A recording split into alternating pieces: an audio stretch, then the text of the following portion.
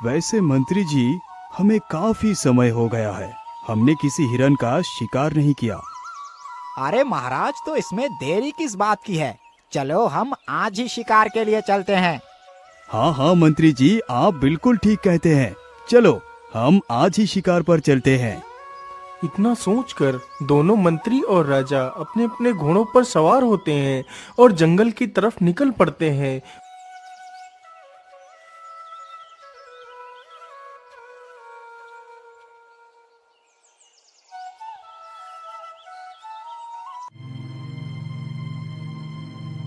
अरे मंत्री जी, हमें तो घूमते घूमते पूरा दिन निकल गया, लेकिन अभी तक कोई शिकार हाथ तो लगा ही नहीं।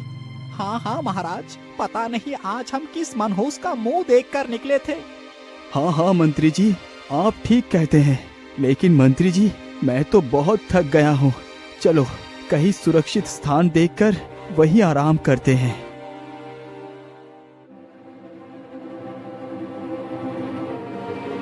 दोनों चलते चलते एक कुएं के पास से होकर गुजरते हैं। अरे महाराज, यहाँ पर तो एक कुआं है, क्यों ना हम यहीं पर पेड़ के नीचे आराम कर लेते हैं। हाँ मंत्री जी, यह स्थान उचित रहेगा। चलो यहीं पर थोड़ा विश्राम करते हैं। इतना कहकर दोनों अपने अपने घोड़ों से नीचे उतरते हैं और पेड़ के पास पहुंच जाते हैं। मंत्री जी आप जल्दी जाइए और हमारे लिए कुएं से पानी लेकर आइए। जी महाराज, आप यहीं पर आराम कीजिए, मैं अभी आपके लिए पानी लेकर आता हूँ। इतना कहकर मंत्री कुएं के पास पहुंच जाता है और कुएं के पास रखे एक घड़े को उठाकर कुएं में लटका देता है। मुझे लगता है कि अब मेरा घड़ा पानी से भर चुका है। चलो जल्दी से अपने घड़े को बाहर खींच लेता हूँ। इतना सोचकर मंत्री अपना घड़ा कुएं से बाहर खींचने लगता है। अरे ये क्या, मेरा घड़ा इतना भारी कैसे हो गया? अभी तो इतना भारी नहीं था, लेकिन अचानक से ही ये भारी कैसे हो गया? मंत्री काफी जोर लगाता है, लेकिन उस घड़े को बाहर नहीं खींच पाता। अरे ये क्या, मैं ये घड़ा बाहर क्यों नहीं खींच पा रहा? मुझे लगता है कि किसी ने मेरा घड़ा पकड़ लिया है, इसीलिए मैं अपने घड़े को बाहर नहीं खींच पा रहा। अरे कौन है कुएं के अंदर? किसने मेरा घड़ा पकड़ा हुआ है?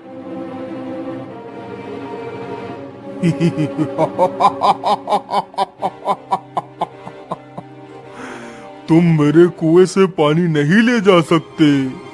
लेकिन तुम हो कौन? मैं कंकरासुर हूँ, इस कुएं का मालिक। अरे कंकरसूर जी, हमें बहुत जोर से प्यास लगी है, कृपया कर हमें थोड़ा सा पानी दे दीजिए। अरे नहीं नहीं, मैं तुम्हें ऐसे पानी नहीं दे सकता।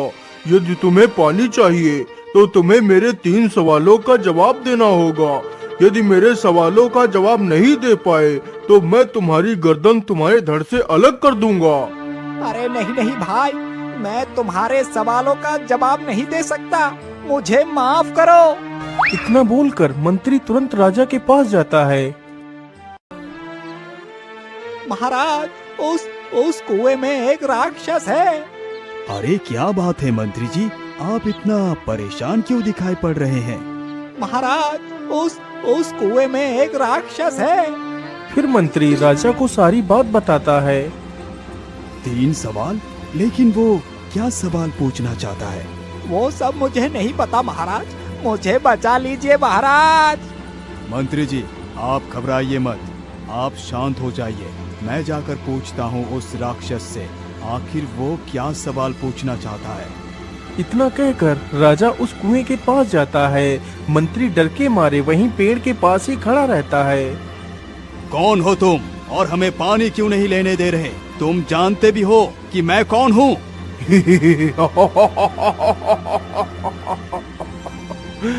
तुम चाहे कोई भी हो, मुझे इससे कोई मतलब नहीं है।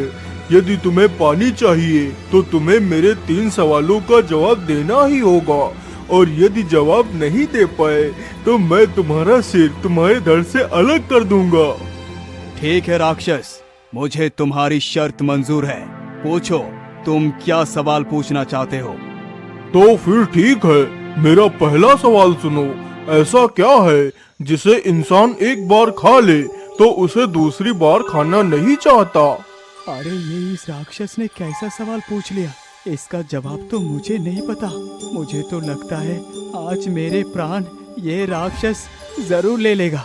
अरे क्या हुआ, तुम इतना शांत क्यों खड़े हो गए? तुम मुझे मेरी इस पहेली का जवाब दो। लेकिन राक्षस, इस पहेली का जवाब तो मुझे नहीं पता है।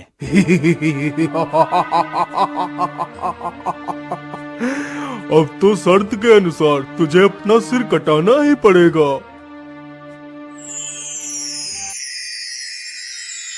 इतना कहकर राक्षस राजा के सिर को काट देता है। यह देखकर मंत्री बहुत ज्यादा घबरा जाता है और वहां से भाग जाता है और सारी बात राजा के पुत्र को बता देता है। मंत्री जी, आप कायरों की तरह भागकर यहाँ क्यों आ गए? आपको उस राक्षस को वहाँ खत्म कर देना चाहिए था। राजकुमार जी, वो राक्षस कोई ऐसा वैसा राक्षस नहीं है, उसके पास दिव्य शक्तियाँ है। ऐसी बात है तो फिर चलो, मुझे उस कुएं के पास ले चलो, क्योंकि जब तक मेरे पिता का कातिल जीवित है तब तक मुझे चैन की नींद नहीं आएगी। राजकुमार और वह मंत्री दोनों वहां से निकल पड़ते हैं। दोनों चलते चलते कुछ ही देर में उस कुएं के पास पहुंच जाते हैं। राजकुमार जी, ये वही कुआं है जिसके अंदर वो राक्षस रहता है। अरे ओ दुष्ट राक्षस, तू कहाँ है? तूने मेरे पिता को मारा है, मैं तुझे जिंदा नहीं छोड़ूंगा।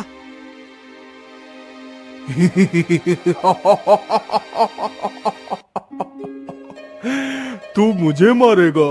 चल ठीक है, मैं तेरी यह भी इच्छा पूरी करूंगा। यदि तूने मेरे 3 सवालों के सही जवाब दे दिए तो तू जो भी कहेगा मैं वही करूंगा। ठीक है राक्षस, यदि मैंने तेरे सवाल का जवाब सही दिया तो मैं भी तेरे सिर को तेरे धड़ से अलग कर दूंगा। तो फिर ठीक है युवक, मुझे तेरी शर्त मंजूर है। चल अब तू मेरा पहला सवाल सुन। ऐसा क्या है जिसे इंसान एक बार खाता है तो दूसरी बार उसे खाना नहीं चाहता? अरे दुष्ट राक्षस, इसका सही जवाब धोखा है। जिस इंसान ने एक बार धोखा खा लिया है वो अपने जीवन में फिर कभी भी धोखा खाना नहीं चाहेगा। अरे ये क्या, इस युवक ने तो मेरे पहले सवाल का जवाब एकदम ठीक दिया है। कहीं ऐसा तो नहीं कि आज मैं अपनी शर्त हार जाऊंगा? अरे नहीं नहीं, मैं इससे और भी ज्यादा कठिन सवाल पूछता हूँ। क्या हुआ राक्षस, तू क्यों गहरी सोच में डूब गया? क्या तू अपने सारे सवाल भूल गया है? अरे नहीं नहीं युवक, चल अब मेरा दूसरा सवाल सुन। ऐसा क्या है जो पैदा होते ही आकाश में उड़ने लगता है? अरे राक्षस, इसका सही जवाब है धुआं, जो पैदा होते ही आकाश में उड़ने लगता है। अरे ये क्या, इसने तो दूसरा जवाब भी एकदम ठीक दिया है। इस बार मुझे इससे और भी ज्यादा कठिन सवाल पूछना होगा। अच्छा तो फिर मेरा तीसरा और अंतिम सवाल सुन।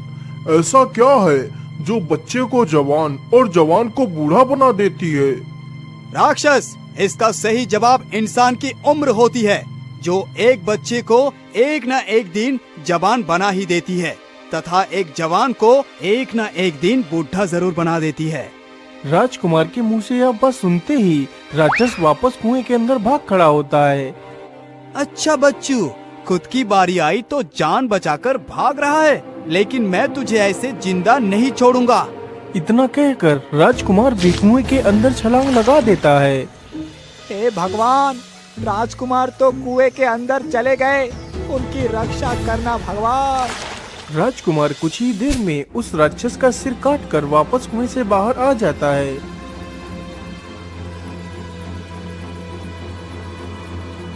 फिर वे दोनों वापस राजमहल आ जाते हैं। राजकुमार ने उस राक्षस के सिर को एक कमरे में रख दिया और उसमें ताला लगाकर उसकी चाबी अपनी माँ को दे दी। माँ, चाहे कुछ भी हो जाए, लेकिन कभी भी आप उस दरवाजे को मत खोलना। लेकिन बेटा, आखिर ऐसा क्या है इस दरवाजे के अंदर जो तुम इसे किसी और को दिखाना नहीं चाहते? माँ, समय आने पर मैं आपको सब कुछ बता दूंगा। अब वह राजकुमार ही उस राज्य का राजा बन जाता है।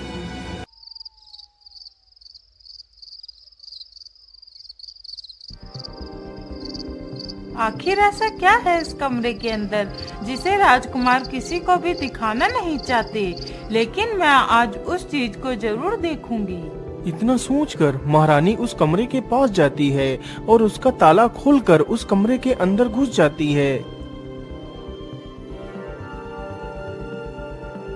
अरे आखिर राजकुमार ने दरवाजा क्यों बंद किया था? यहाँ पर तो ऐसी कोई भी चीज नहीं है। अरे मूर्ख औरत, तू यहाँ पर किसे ढूंढ रही है? अरे ये आवाज तो मेरे पति की लगती है। अजी आप कहाँ हो? अरे पागल औरत, नीचे देख नीचे। जैसे ही महारानी नीचे झुककर देखती है तो जमीन पर उसके पति का सिर पड़ा हुआ है, लेकिन वह सिर उसके पति का नहीं था। वह सिर तो उसी दुष्ट राक्षस का था। उस राक्षस ने उसके पति का रूप धारण कर लिया था। अजी आपकी ये हालत कैसे हुई? आपको किसने मारा है? अरे महारानी जी, मुझे किसी और ने नहीं बल्कि हमारे पुत्र वीर मोहन ने ही मारा है, क्योंकि वो कोई इंसान नहीं बल्कि एक जिन है जो किसी का भी रूप धारण कर सकता है, और अब वो तुझे भी मारने की योजना बना रहा है। महाराज अब मैं क्या करूं? जिसने आपको मारा है मैं उसे जिंदा नहीं छोड़ूंगी। अरे महारानी सुनो, तुम आज चुपचाप जाकर लेट जाना और झूठ मूठ का बीमार होने का नाटक कर लेना। जब वो जीन तुम्हारा हाल खबर लेने के लिए आए तो तुम उसे अपनी बीमारी बताना और कहना कि तेरे पिता आज जीवित होते तो वो मेरे लिए मोर का पंख ले आते, जिन पंखों को मैं आग में भूनकर खाती और ठीक हो जाती। और हाँ, उससे कहना कि दक्षिण दिशा में एक बड़ा सा बरगद का पेड़ है, उसी पेड़ पर उन मोरों का जोड़ा रहता है।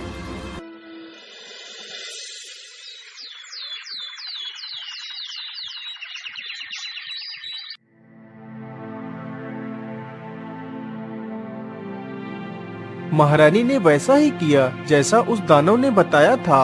वह चुपचाप शांत होकर लेट जाती है। कुछ देर बाद ही राजकुमार अपनी माता के पास उनका हाल खबर लेने के लिए आता है। अरे माँ, आज अब इतना उदास होकर क्यों पड़ी हैं? क्या बात है? कुछ नहीं बेटा, मैं ठीक हूँ। तुम जाकर अपना कार्य करो।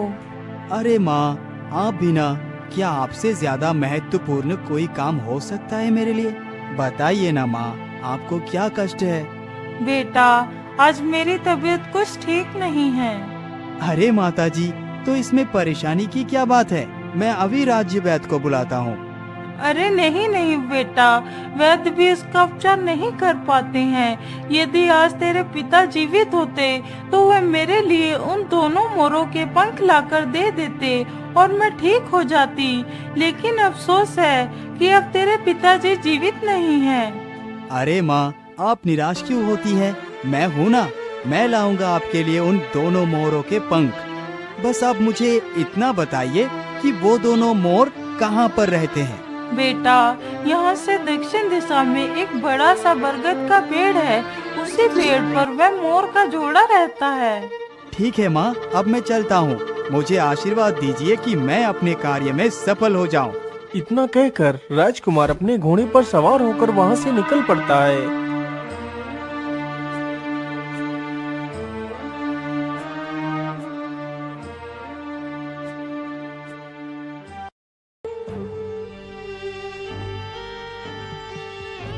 हे भगवान, मुझे चलते चलते सुबह से दोपहर हो गई, लेकिन अभी तक वो बरगद का पेड़ आया क्यों नहीं?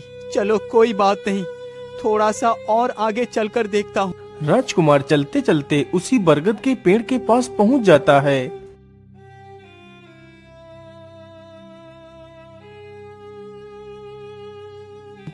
अरे वो मुझे लगता है यही वो बरगद का पेड़ है जिसकी बात हमारी माता ने कही थी।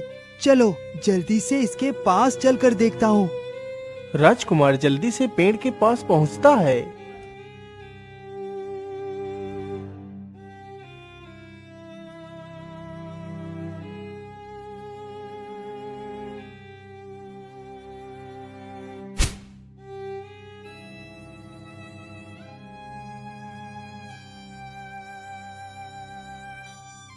बरगद के पास तो आ गया, लेकिन वो मोर का जोड़ा तो कहीं दिख ही नहीं रहा है।